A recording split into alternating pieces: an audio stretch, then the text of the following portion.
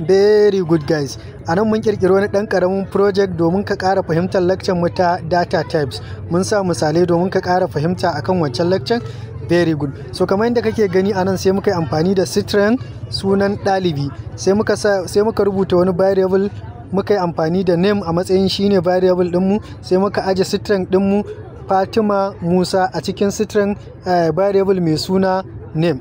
Very good. And then sai muka ƙara bada misalin integer. Anan abin da kawai ake so ka fahimta menene integer, kawai cikakkiyar number da bata da ɗigo. Very good. So gashi nan shi ma sai muka yi variable, muka sa mai h, sai muka aje integer ɗinmu 19 kenan, ita ce integer mu.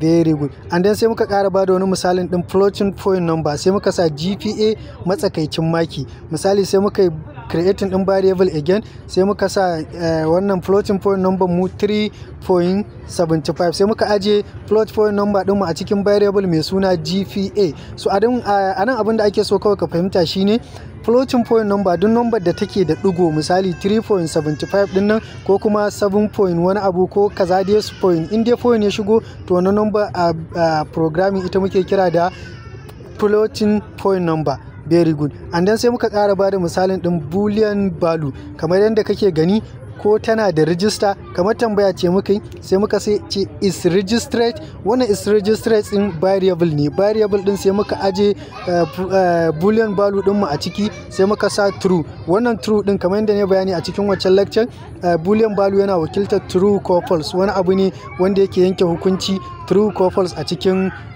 programming. And then sai muka ƙara ba da wani misalin akan leaks, shi kuma sai muka ce jerin darussan da take ɗauka. Sai muka ƙirƙiri variable mai suna courses. And then sai muka aje list ɗinmu a ciki, sai muka sa mathematics, muka sa biology, muka sa computer, muka sa computer science. Very good. And then sai muka ƙara ba da misali akan TOEFL. Location sai muka sa longitude and altitude. Very good. Sai muka ƙara creating ɗin variable ɗinmu, sai muka aje TOEFL ɗinmu a ciki, kamar yadda ne bayani a cikin waccan lecture tamu da data types, wanda idan baka saurari wannan lecture ba za ka iya zuwa YouTube ɗinmu Arewa Expand kai searching, sai ka nemi wannan lecture ka saurara, and then sai ka bibiye mu dai tun farko domin ka fahimci menene Python programming tun daga farko. And then kamar nan yanda muka kirkiri tuple, muka sa 12.3756 and then 9.8765. Very good. Sai muka ƙara ba da misali akan dictionary shi ma domin ka ƙara fahimta. Sai muka ce dictionary cikakken bayani game da ɗalibi. Sai muka creating ɗin variable ɗinmu shi kuma student under info, kamar yadda ne bayani a wancan lecture na ce duk lokacin da ka tashi creating ɗin variable ya kasance variable ɗinka suna guda biyu ne, za ka yi amfani da underscore domin bambanta waɗannan sunayen, ba sa space. Very good. Sai muka ce equal to me dictionary ɗinmu.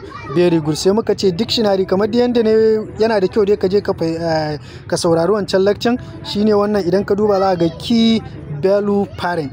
Key value parent sai muka sa name, sai muka ƙara sa name, muka sa name h, muka sa GPA, register course, location wanda za mu yi amfani da shi a ɗan nan gaba kaɗan.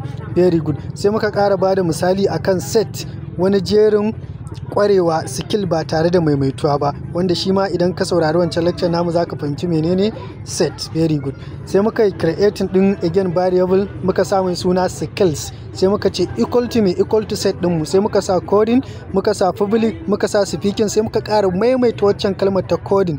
Kaga kenan kalmar coding guda biyu ta fito.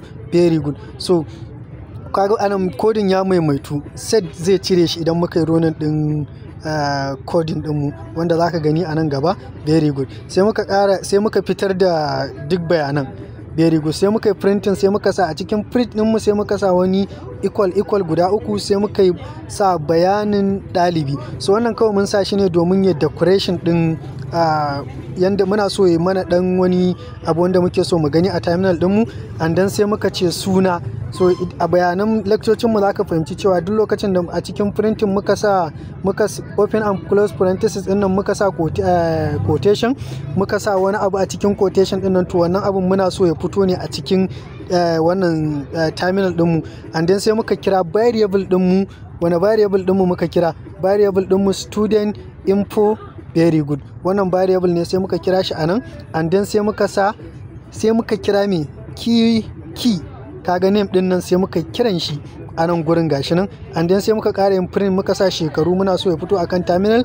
Very good. Sai muka ƙara kiran variable ɗinmu mai suna student underscore info, sai muka ƙara kiran wannan key ɗin na age. Very good. And then sai haka muka yi a GPA, muka kira variable ɗinmu student info, muka sa GPA. Very good. Idan ka duba dai duk gashi nan, and then sai muka ƙara yin yana da register, muka ƙara kiran dai variable ɗinmu, muka sa darussa shi ma domin ya fito a cikin a cikin terminal ɗinmu. Very good. Muka ƙara kiran variable ɗinmu student info, sai muka sa course. Very good. Sai muka ƙara yin printing ɗin, muka sa wuri student info location. Very good. Sai muka ce in muka ƙara yin print sai muka rubuta ƙwarewa, sai muka kira wani variable, sai muka kira wannan variable ɗin namu na skill wanda muka aje set ɗinmu a ciki. Very good. So bari mu yi running ɗin wannan domin mu gani me za mu gani a terminal. Very good. Very good. So kamar yadda kake gani a terminal gashi nan ya nuna, idan ka duba gashi nan ya nuna mana wannan kamar yadda ne bayani mun sa shi ne domin mu yi decoration ɗin wani abu ya fito. Kaga abinda muka rubuta exact ya fito, bayanin ɗalibi, and then sai muka samu sunanta Fatima, shekarunta 19, GPA 3.37 gashi nan dai kamar yadda kake gani, and then sai muka sami wannan yana da register, sai aka ce true, sai aka ce darussa mathematics, biology, computer and science. Very good. And then sai muka ce wuri shine wannan longitude and altitude din da muka sa, sai muka sa gashi kamar yadda kake gani, sai muka sa ƙwarewa, sai aka ce public speaking coding. So idan baka manta ba a nan gurin coding, kalmar coding biyu muka yi amfani da shi, amma set ya cire guda ɗaya sai ya bar mana guda ɗaya.